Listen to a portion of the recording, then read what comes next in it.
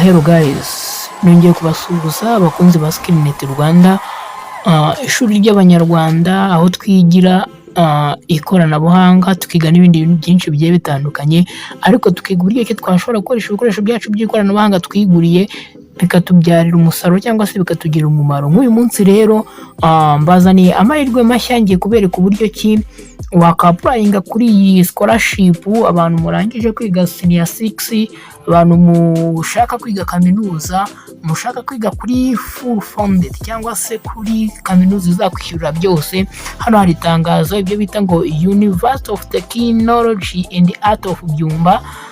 Ifite itangazo hano bari kuvuga ngo application for financial support to study at UTAB.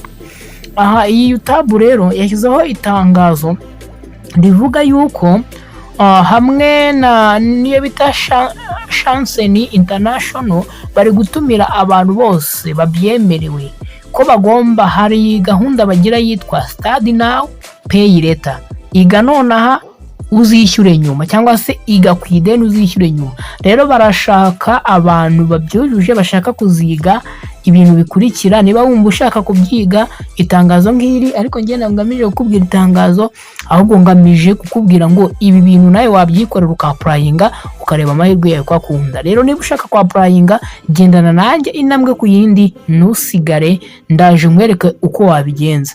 Then ahangaha abagomba kwapurayinga ni abantu bashaka kwiga bachelor, ubwo ni undergraduate na postgraduate. Undergraduate ni ukwiga kaminuza nyine uvuye senior 6. Yes, n'indi kaminuza wari wiga, bivuze ngo ugiye guhita utangira umwaka wa mbere wo muri kaminuza.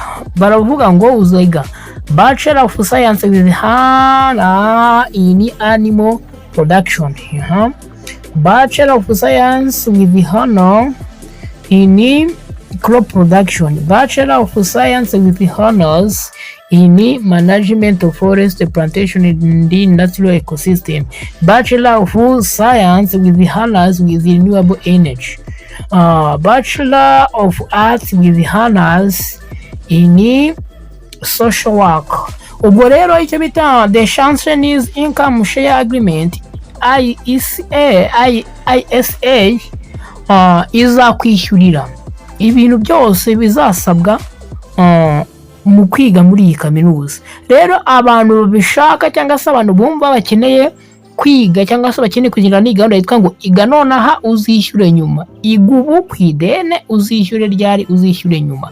N'ahandi hantu ugomba guca, usibye guca kuri izi link ndi kukwereka muri screen yawe, dore ngizi urazibona hano imbere yawe. Ashobora guca hano kuri website ya UTAB, ariko ahantu bahita kujyana kuri direct cyangwa se ahantu turakora bagahita batujyana kuri iriya application process, niko turakora kuri iyi miss haravuga ngo HTTP hypertext transfer protocols, niko bakita kano kantu. Tuno turongo tugahita dukana kuri iyi link ya kabiri, nyine iyi kakajambo k'ubururu ka kabiri. Then tumara kwandika baza ngo each application file must include the following document. Tugiye kubereka ibisabwa mbere uko dutangira kugendana. Hari ibintu ngiye kukubwira ugashyira hafi yawe kugira ngo tugendane umenye ibyo ugiye kwitwaza n'ibyo uraba ufite. Icya mbere, a notarized copy of secondary education certificate with at least 50% of marks of 2 or 2 principal passes for applicant who completed secondary school before 2024. Ugomba kuba ufite iyi diplome yaba iri notifiye, warajyanye kwa noteri akayinotifiya, yamara kwinotifiya ikaba iriho 50% mu masomo mwakoze ku muntu wize mbere ya 2024 ariho yarangije kwiga segonderi, akaba afite icyo bita principal 2 cyangwa se 2 principal passes, amasomo abiri y'ingenzi agize gute watsinze. Ubwo rero hano bivuze ngo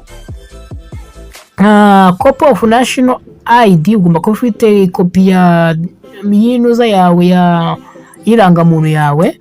Ikindi bakubwira hano ni important note cyangwa se amakuru y'ingenzi bagomba kukugezaho cyangwa se ugomba kwapurayinga uzi. Abantu bose bazapurayinga cyangwa se uzapurayinga wese azaba yujuje cyangwa se agomba kuzaba yujuje akanemera amategeko n'amabwiriza agenga icyo bita income share agreement eligibility criteria established by chancellor.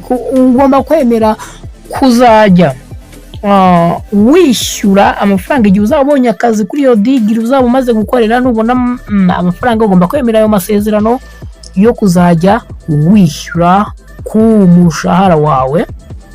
Ikindi, abantu bazajya cyangwa se kujya kwiga kuri YouTube ntabwo bivuze ko amafaranga ahita aboneka. Niba wakwemereye kujya kwiga kuri YouTube ntabwo bivuze ko amafaranga yagize gute yahise aboneka yo kugusapotinga. Ikindi kandi, abahawe uburenganzira cyangwa se aboherejwe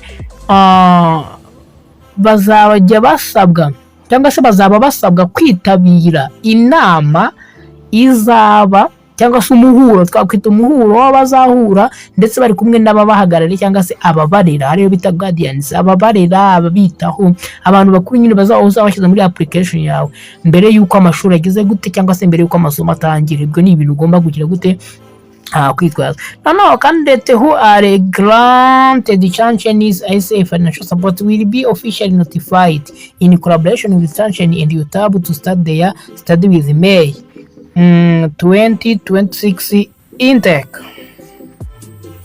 Urumva rero abantu bazaba bamaze kumenyeshwa bazahita bafatwa bagire gute bajye kwiga.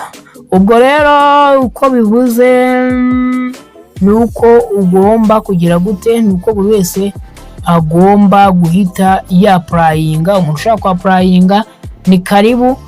Nabaga itangazo rero mbereka ibiba bisabwa uko bigenda. Ikindi gisigaye nuko ikintu ndi bukore, ndi kubona video yabo igiye kuba ndende, aho kugira ngo ibe ndende rero reka iyi video ndi kubereka ibisabwa, then noneho nze kugaruka mu kanya mbakorere indi video kugira ngo iyi ngiyi itabarambira ikaba ndende, ikwereka step by step uko ushobora kwaprayinga hehe, uko ushobora kwaprayinga muri YouTube. Yes, ugaprayinga kugira ngo ubanze waprayinge, usabe iki, usabe inguzanyo urebe ko bayiguha. Ndabakunda cyane rero, reka dore mu zindi video z'ubutaha. Iyi ni Skillnet Rwanda. Niba wanyuzwe rero n'ibi bintu ngejejeho, nukande subscribe. Yes, kanda subscribe, like, share ndetse na comment. Ubu ni nkubwira ngo ibi bintu nawe wabyikora, si ngombwa ngo ujye gutanga amafaranga hirya no hino babwira ngo munyaprayingire. We tugende na step by step kwa praying uzahita ubishobora. Bo nibabwira ngo duhure muri iyo video mbigisha uburyo ki twa prayinga. Ciao ciao.